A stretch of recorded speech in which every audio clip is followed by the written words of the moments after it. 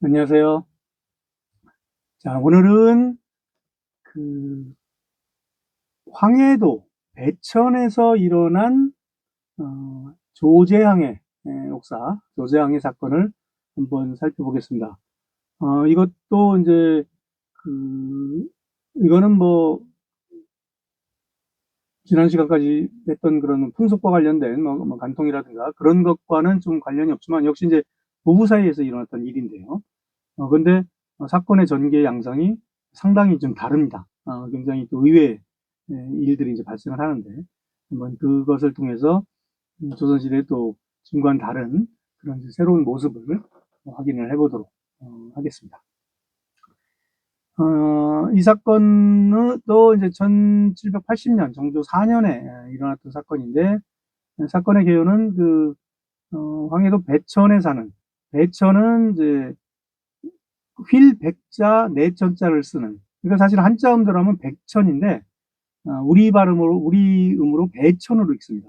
그러니까 우리나라 지명 중에 상당히 이제 특이한 게 몇 가지가 있는데 그 중에 이제 하나예요. 가장 대표적인 고을 이름을 한자 발음과 이렇게 다르게 읽는 경우는 거의 유일합니다. 황해도 배천. 그래서 이제 흔히 이제 많이 틀리죠. 한자 발음만 가지고 백천이라고 많이 하는데 그 배천의 조재항이라는 사람인데 이 조재항이 자기 아내인 윤씨 여인입니다. 윤 여인을 발로 차고 때려서 당일내 죽게 한 혐의를 받아서 지금으로 치면 이제 기소가 된 거죠. 이제 그 당시 이제 지금 뭐 기소라고 한다면 그 당시 이제 성옥이라는 표현을 씁니다. 옥사, 즉 사건이 성립되었다 해서 성옥이라는 표현을 쓰는데 그렇게 이제 성옥이 된 사건입니다. 그런데 이 성옥된 계기 자체가 상당히 좀 특이했어요. 그 죽은 사람의 친척을 시친이라는 표현을 한다고 했죠. 그 당시 이제 시친들이 이 외삼촌, 윤여인의 외삼촌으로 그 조환이라는 인물이 있었고, 그 윤여인의 당숙, 오촌 인척으로 이가원이라는 사람이 있어요. 그런데 이 두 사람이 관가에 고발을 해요. 그 윤여인이 저기 남편한테 얻어맞아, 발로 차이고 얻어맞아 구타당해서 죽었다. 그런데 상당한 시일이 지난 뒤였어요. 죽은 지 40일이나 지난 뒤에. 그 매장한 뒤에. 그 뒤에 그래서 그런 경우가 있기는 있어요. 그러면 이제, 그럼 다시 저기를, 묘를 열고, 시신을 꺼내서 이제 부검을 하거든요. 근데 문제는, 그렇게 되면 이제 또 시신의 상태가 사실은, 검시할 수준이 아닌 경우가 상당히 많죠. 아무튼. 어쨌든 이들이 이제 고발하면서 관가의 그 근거로 든 게 너무 서둘러서 매장을 했다. 5일 만에 서둘러 매장했다. 요즘에야 뭐 3일장 해서 사흘째 되는 날 매장하고 아니면 이제 화장하고 그렇게 끝나는 경우가 많지만 예전에는 좀 꽤 지내서 매장을 했거든요. 그런데 5일 만에 한 게 이 당시는 상당히 이제 이 당시로서는 서둘러서 매장을 한 그런 게 됩니다. 그게 이제 의심의 근거다. 그러면서 일단 빨리 매장한 것이 일단 이상하고 그리고 그 온 마을에 소문이 파다하게 퍼졌다. 무슨 내용이냐면 이 조재항이가 쌀 한 대 때문에 자기 아내랑 싸워서 아내를 발로 차서 죽였다. 그런 소문이 온 동네에 파다하다. 이 두 가지를 근거로 관가에 이제 고발을 합니다. 그때 이제 이가원하고 이제 조환이 같이 고발을 하는데 그래서 이 시친들이 그 조재항이 아내를 죽였다는 소문의 근거로 내세운 게 그 집에서 일하던 나이 어린 여종이었어요. 그런데 지난 시간까지 여러 번 살펴본 것처럼 아비와 자식 부부 간에도 상대의 범죄에 대해서 증언하면 안 되는 것처럼 노비가 주인의 어떤 그런 죄를 증언하는 것도 안 되게 돼 있었어요. 윤리적으로. 그러니까 애초에 여종을 근거로 내세운 것 자체가 증인으로 내세운 것 자체가 일단은 불법적인 거였어요. 이제 이게 나중에 이제 그 문제가 되고요. 그리고 이제 이가원이 이제 그러면서 자기가 들었다는 얘기를 진술하면서 막 짓지어졌다. 그러니까 막, 머리를 이렇게, 그, 어디 이제 벽에다가 이제 부딪혔다든가, 이런 걸 짓지었다는 표현을 쓰는데요. 몸을 짓짓고, 또 발로 차고, 뭐 했다. 그리고 부딪혔다. 그럼 어디 이제, 그 벽에다가 짓짓고, 벽에 또 머리를 부딪히고, 뭐 바닥에 떨어뜨리고, 이제 이런 것들을 통틀어서 이제 짓지어졌다, 부딪혔다, 이제 이런 표현을 쓰는데요. 근데 이제 이가원은 자기가 목격한 건 아니고, 복덕, 아마 이제 아까 나이 어린 그 여종 이름이 이제 복덕이었던 것 같고요. 복덕을 포함한 세 여인이 부엌을 이렇게 엿보았는데, 거기서, 어, 그, 조재앙이가 자기 아내를 그렇게 막 짓짓고 발로 차고 구타하는 걸 봤다라고 하더라. 라는 내용이었고, 또 이제 동네 파닥, 들판에 이제, 들리라는 여인들이 파닥이 이제 부르는 노래가, 아유, 한배 쌀 때문에 죽었으니 불쌍하다, 가련하다, 뭐 이런 이제 노래들을 아마 했던 것 같아요. 그런 노래가 있었다는 걸 이제 근거로, 내세우게 됩니다. 이제 그래서 그것이 이제 이가온이 이제 관가에 고발한 그런 내용입니다. 그런데 정조가 이 사건의 기록을 좀 천천히 보고서 아무래도 이상하다. 그래서 다시 좀 조사할 것을 요구를 하면서 그 당시 원래 이제 사건이 발생하면 바로 그 지역의 사또 그리고 이웃 지역의 사또들이 돌아가면서 이렇게 검시를 하거든요. 초검 첫 검시는 그 담당 샀다고 합니다. 그래서 배천이었으니까 이제 배천 군수가 초검을 맡았고요. 두 번째 검시는 이제 복검인데 이제 복검과는 이웃에 있었던 지역인 이제 연안에 이제 연안 부사가 맡았습니다. 그런데 초검 복검이 이게 제대로 된 것 같지 않다. 그래서 이 두 지방관을 의금부에 끌고 와서 조사하도록 합니다. 검시가 소홀하게 됐다. 그리고 도지사, 지금으로 치면 그 당시에 황해 감사도 추고를 합니다. 추고라는 것은 지금으로 치면 이게 징계까지는 아닌데 어떻게 보면 경고 비슷한 걸까요? 추고 자체는 이제 조사한다는 뜻인데 그러니까 징계성 조사입니다. 네가 무슨 일을 했는지 심할서 정도 쓰는 거죠. 그런데 이제 하나하나 증인들을 이제 불러다 조사를 하니까 새로운 사실들이 밝혀져요.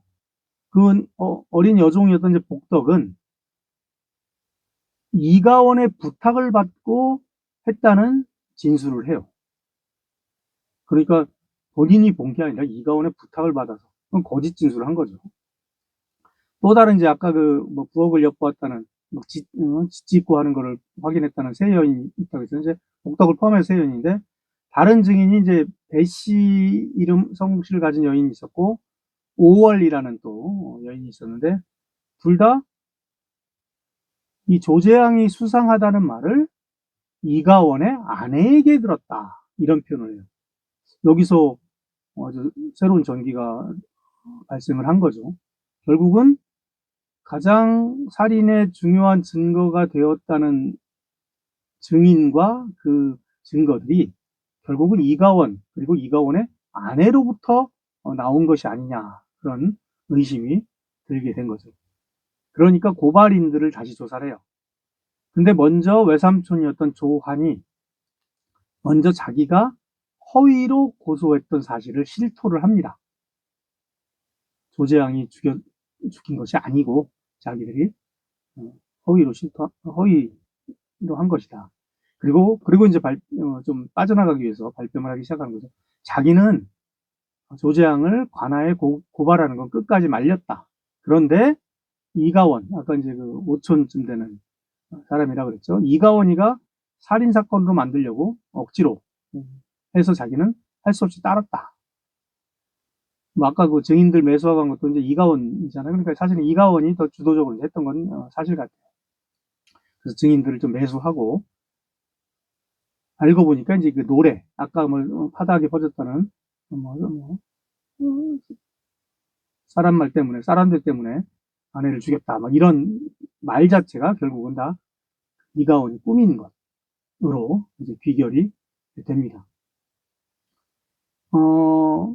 그리고 이 조안이 이제 그 결정적인 진술을 하는 것이 자기 조카인 윤여인이 죽었다는 소식을 듣고 급히 가서 시체를 자기도 살펴보았는데 별다른 근거가 없었다. 그러니까 어떤 뭐 구타의 흔적이라든가 그런 상흔이 이제 없었다는 것이죠. 근데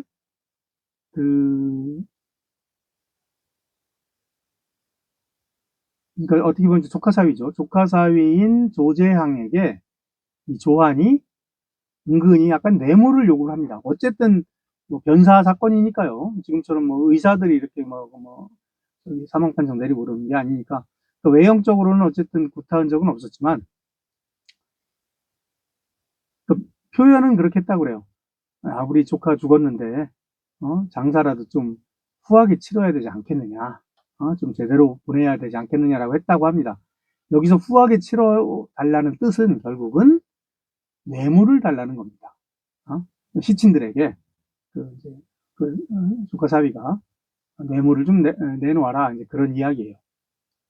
그런데 이 조재왕은 그럴 의도가 없었죠. 그러니까 거절합니다. 뇌물 달라는 걸 이제 거절하고 처삼촌이죠. 거절하고 처외삼촌이죠. 그 장례를 이제 서둘러 치릅니다. 그러니까 자꾸 막 뭐가 쓸데없는 사람들이 이제 붙으니까.